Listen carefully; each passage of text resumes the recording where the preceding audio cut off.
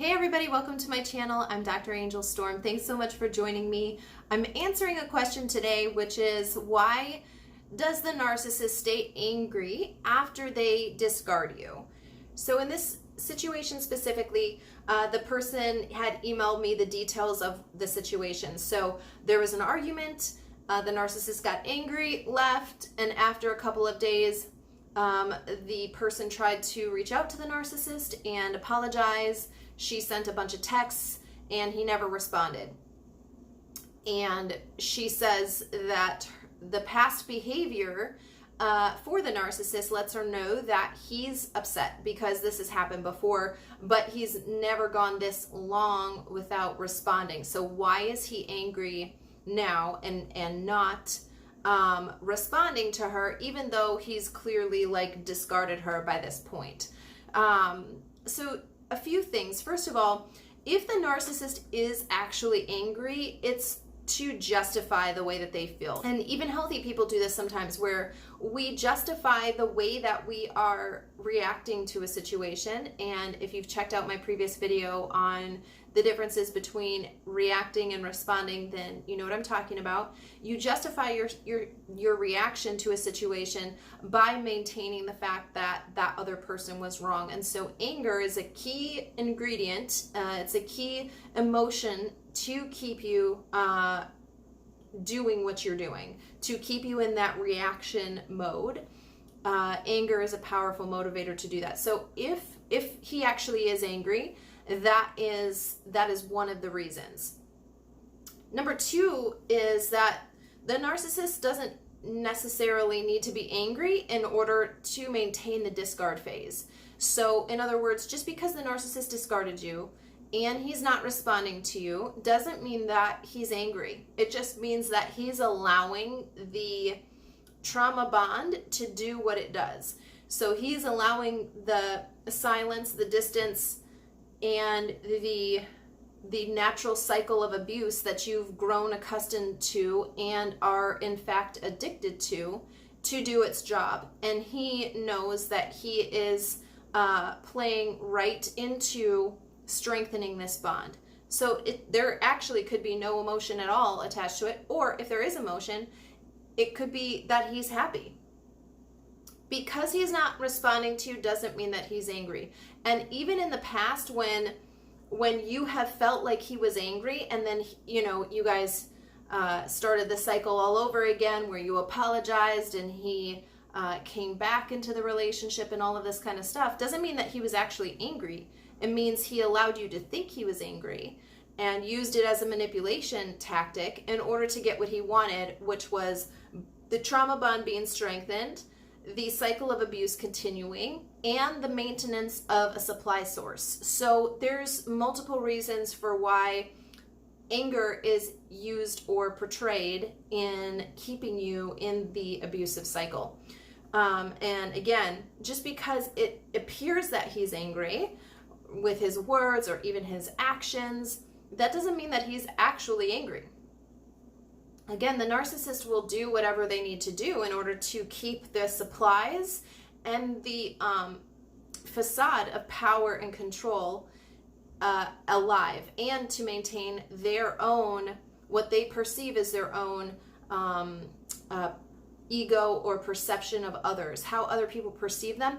They will go to great lengths to preserve that. So if that means you apologized first all of the time, and even now, the narcissist can be telling other people she knows she's wrong, she's so crazy, she's doing this and this and this, and by the way, you're doing the exact things that he's saying. So he's actually not lying about your behavior. He's telling what you are doing, even though he's not giving the full picture. He's not telling them that you're trauma bonded and that this is now a reaction, that you're not even thinking about the response that you're hoping to get. But nonetheless, he can use this in multiple facets, is my point. So not only is this a good way for him to maintain the trauma bond that he has with you, but also to maintain flying monkeys, to maintain his facade to everybody else.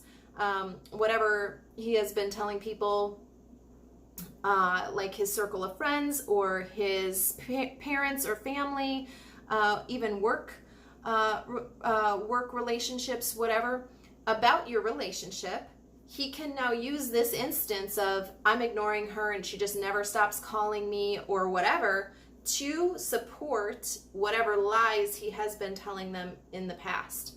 So a lot of times victims of narcissistic abuse get into this desperation mode because they're addicted to the narcissist, that they start enforcing and reinforcing the narrative that the narcissist has been feeding those outside of the relationship that you have with them. And this is especially important to take note of if there's ever an opportunity or even a small chance that you guys might end up in court. Because especially if you are doing these things electronically, so if you are calling, if you're sending texts or emails or messages through social media, any type of thing that can be tracked, this is going to feed the narrative that he is able to present in court to the judge.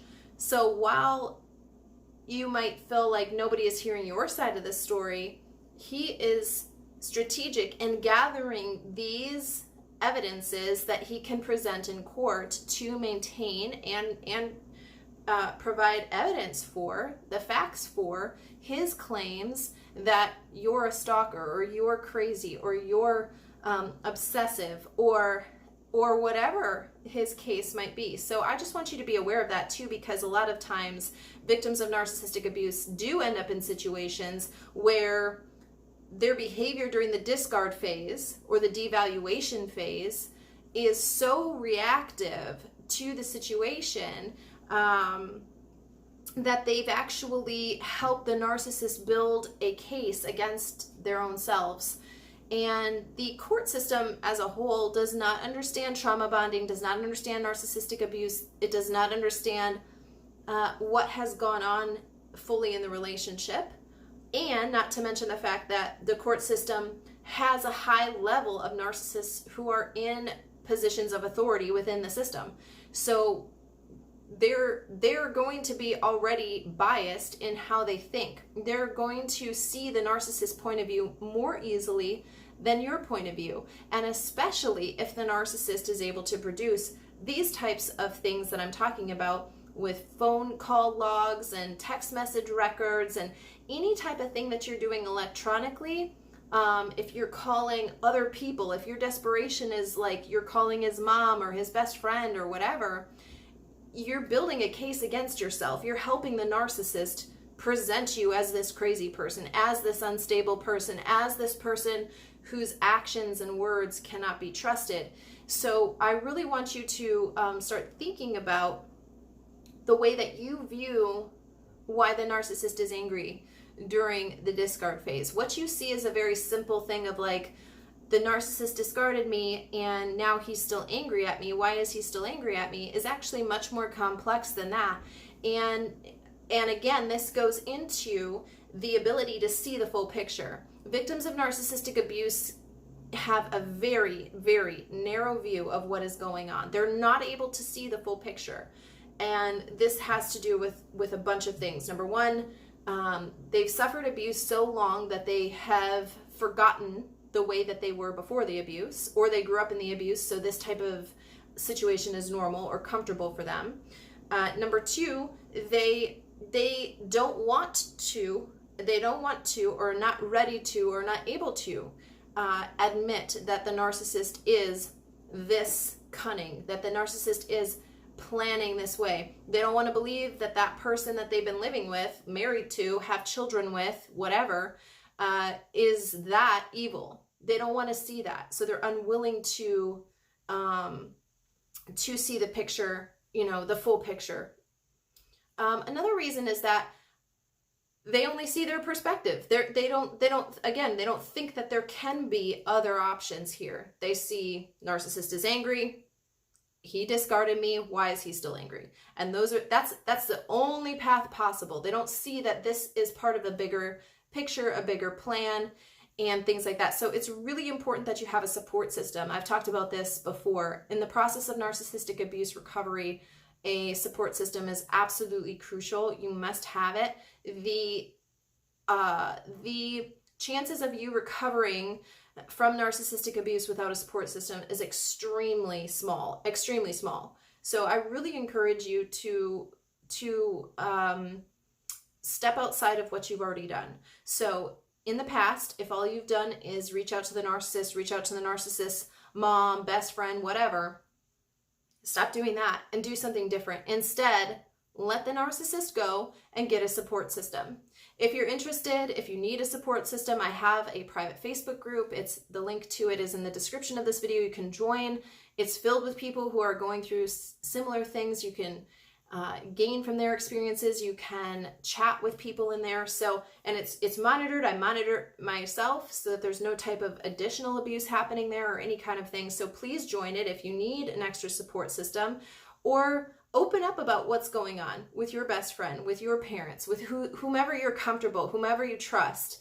Get a support system so that you can start gaining a grasp on the actual reality of the situation. And it's better to do this now than when it's too late, when you've let this go on too long and now you just can't understand why all of this stuff is happening and why nobody sees your point of view. So I hope this helps answer the question. You guys, if you haven't already, please be sure to subscribe to my channel below.